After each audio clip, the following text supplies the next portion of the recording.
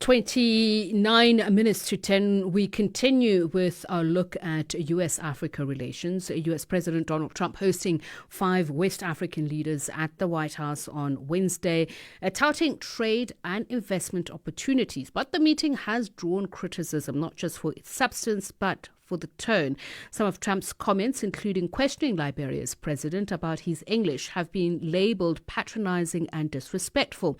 What do such interactions say about how Africa is perceived on the global stage, and how should African leaders respond?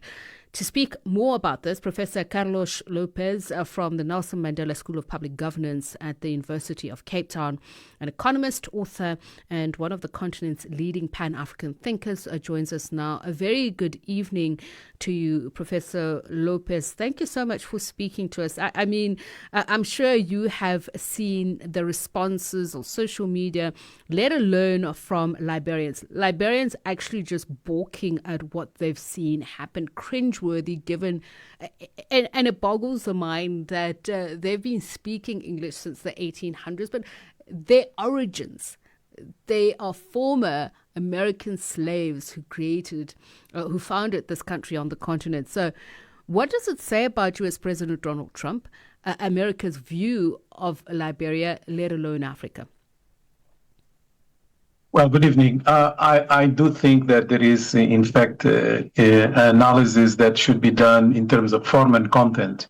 In terms of form, it's obvious that this was not only patronizing, but a colonial attitude of disrespect and lack of dignity on the part of the African presidents that participated in this show, particularly the picture that was done at the end of the meeting with one president sitting, Trump, and the others standing behind. So this is really not the kind of image that you would like to project in today's Africa that is trying to reaffirm its agency and is trying to demonstrate new credentials in the world scene. And then you have the content. The content is basically an attempt to try to have a certain number of countries that are not that influential. Maybe the exception would be Senegal, because of a variety of reasons, including the fact that it had a US base until quite recently. But the others are not really influential, and you would struggle to get criteria to justify their choice. But there is one reason why they were all together there. It was the attempt to basically get them to accept deported migrants to be expelled to their countries. And this would be third country parties involved.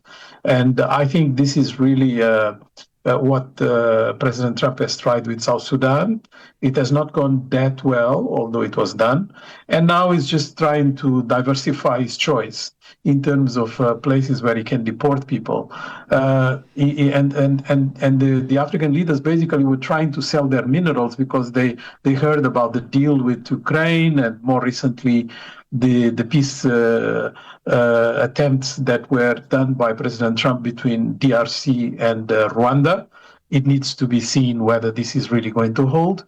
But basically, the transactional attitude of the president of putting minerals at the forefront of these negotiations made the African leaders think that this was the real reason they were there. I don't think so. Well, as you say, there's conditionality and cooperation when you say we also need to examine the form.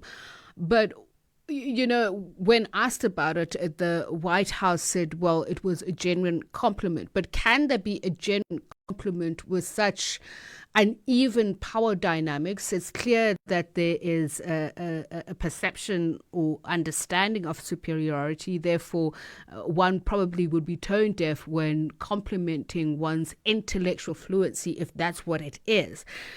But doesn't it just set the tone of also the African leaders, their reception of such condescension, that we ought to perhaps worry about what they're going to agree to?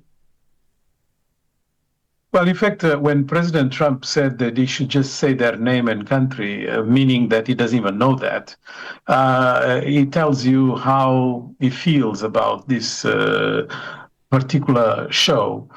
In my view, this was lobbied by a certain number of interests within the U.S. administration, and he played ball because, he was told probably that this was a good way of doing something for Africa. And in this condescending way, he felt, this is the best he could deliver. And I think really what demonstrates this type of attitude is basically the neglect that Africa should expect from the US. It was not just the fact that tariffs have been imposed unilaterally in countries like Lesotho as high as 47%. Of course, South Africa just got another letter with 30%. But the real reasons behind these tariffs and all these discussions is the unfolding of a new order. An order that is very transactional. It's not based anymore on the soft power and diplomatic efforts of the past, but more, deal making that is basically going to be, to a certain extent, unpredictable, and therefore it's not ruled by the same sort of principles and frames that we are used to. So you can have countries picked because someone told this or that, or for a variety of reasons that are not the traditional diplomatic circuit or diplomatic talk. So we are entering a period where volatility is going to be with us all the time, and where predictability is going to be weaponized. You never know what is going to happen next. So even these countries, maybe, in a couple of months or weeks or even days, can have something that is completely reversing what was the spectacle that we just saw. And from what you're saying, are you suggesting that we're going to see a further eroding of Africa's collective bargaining power, irrespective of the institution that, we see with talks around whether US President Donald Trump will attend the G20.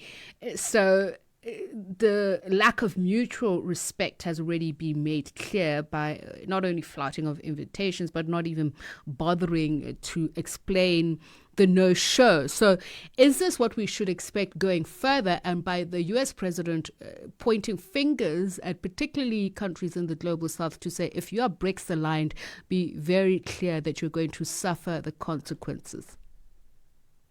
That's very clear. I think, this warning when the BRICS just met in Brazil was very indicative of this new state of mind where you punish the ones that are not with you. It's an approach that is based on a zero-sum game, where you don't see win-win. You see us and them. You see your win against someone else's loss. And therefore, if you are not with me, you are with China kind of approach. And obviously, the African countries have to exercise caution in approaching the superpower that the US is. But at the same time, they should try to basically be a bit more sophisticated in the way they deal with it. For instance, when all these different tariffs were announced and AGOA sort of fall between the cracks, what the African Union should do and should have done and still can do, it's basically to organize a collective African response. Because we have a continental free trade area, we should negotiate on trade issues as one. But instead, what you saw is a proliferation of aggregated demands by different actors and in an atomized way. So we really have to counter that type of attitude because we are not going to win that way. And obviously the use of sanctions and other coercive measures, we've seen that particularly if we talk about the utterances towards South Africa. But my concern is that the imbalance of power is always made clear to African countries because it's always been told, well, you need to consider what soft power you can bring to the table because you don't have anything else. So the colonial mentality continues. Even if we talk about Europe, you speak about a united front, but when it comes to negotiations of the EPAs, we've seen a lot of African countries fall under pressure because they're thinking of what national interest. But the question is there room for a pan-African views, unity, a solidifying of that in the very current funding resource constrained environment? Well, there is. In fact, when you think of Africa not as a commodity exporter, which unfortunately we still are mostly, but as a market that has consumer capacity that is going to grow quite significantly. Our middle class now is larger than the population of Brazil. So if you think in those terms, it's going to be impossible to ignore this market. The same way it was impossible to ignore the Chinese market at a given point and then the Indian market today. It's just too big to be ignored if you are one. If you are not, if you are fragmented, like for instance with the European Union, we have 13 different trade arrangements, you become completely fragmented and you have no power, no bargaining. We are the third largest trading partner of Europe, but that doesn't show because we have 13 different agreements. We are more important than Japan. We are more important than all of Latin America and the Caribbean together for Europe. For the United States, it's a slightly different story because we are mostly engaged with the United States in digital dimensions and services areas that are going to be extremely competitive in the future and where the Chinese and the American are at the loggerheads. So the Africans need to start, basically understanding their data sovereignty, and now they are going to bargain also in the digital world. Right now, they are signing agreements without even knowing sometimes the implications for the future with artificial intelligence, with quantum computing that is going to destroy the way we deal with encryption, and it's going to create huge, incredible opportunities market-wise, but also difficulties and challenges that we are not ready to confront if we don't organize ourselves. And it's going to be very difficult to do it one by one. So if we want to go in the direction of structural transformation of our economies, which is basically industrializing Africa much more, the first port of call is ourselves. It's our markets, the same way as if we are dealing with the that you raised about capital and access to funding, we should call on our own savings.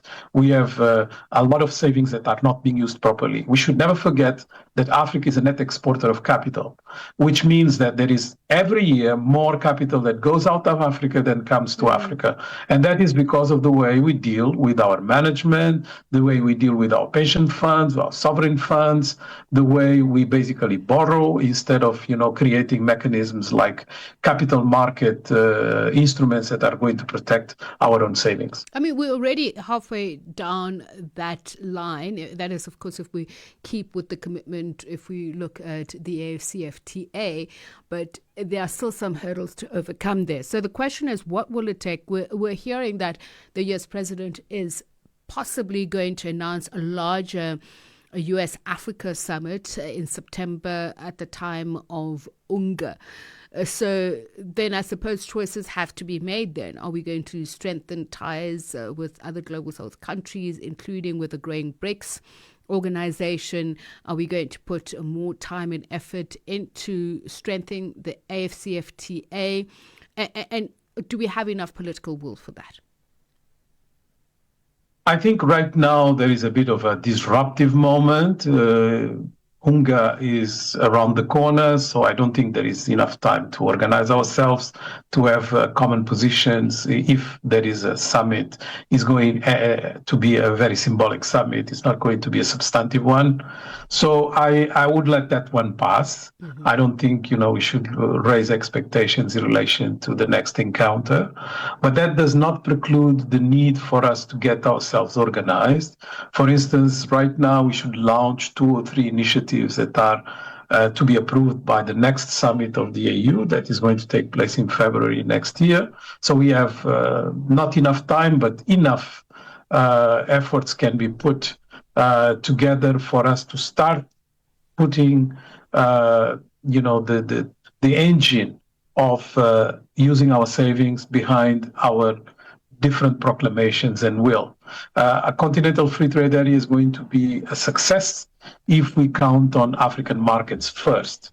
If we always think that someone is going to help us, let's not kid ourselves. We have 6 decades of development aid.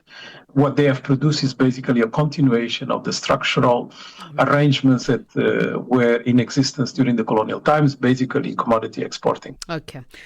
Prof, thank you so much for your time. I really appreciated your insights. Professor Carlos Lopes from the Nelson Mandela School of Public Governance based at the University of Cape Town, basically encouraging African leaders to put the begging bowl away. What are we talking about? We're speaking about the meeting in Washington, D.C. of 5 African leaders who are meeting with U.S. President Donald Trump to speak about trade and investment, as he said. But what we saw was a case of patronizing and disrespect. All that we'll continue to, of course, analyze. But right now it is 14 minutes to 10. Africa's very own think tank. This is Channel Africa Online.